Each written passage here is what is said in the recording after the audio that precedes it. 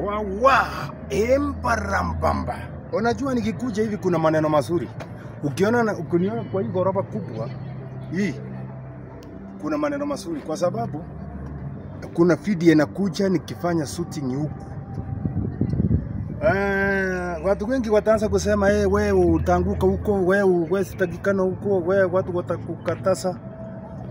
Hapa nitafanyia video nzuri ya Kenya. Alafu nikikuja pande hili upande wa koti hapa tutafanya na mkuu chachi mkuu Martha Koome hapa. Wakati nitamaliza na hii paite kwa wale kwa chui, hii hapa inaitwa KICC. KICC hapa ni Supreme Court, hapa ni KICC. Pande ile ni bunge Parliament. Ulinionanga siku moja na kina Duncan Omari. Ile ni Parliament.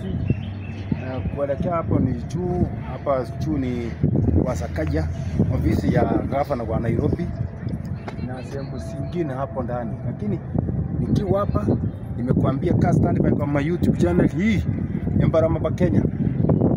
Wait for enjoyment.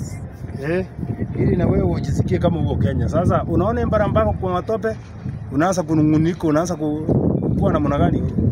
Wacha kukua na wasiwasi. Unajua ile matope ni chakula. Tunatoa chakula hapa tunakula. Yes. Na huyu mzee ako na tabia mbaya. Anapenda kukaa kwa jua tu. Anaitwa sijui kama wengi mnamjua. Wacha nisunguke. Kucha ni tuongea na hili. Ndio mzee ananyamaza hapo na ananyamaza tu. Sasa kuongea na nini? Wacha niangalie sura yake.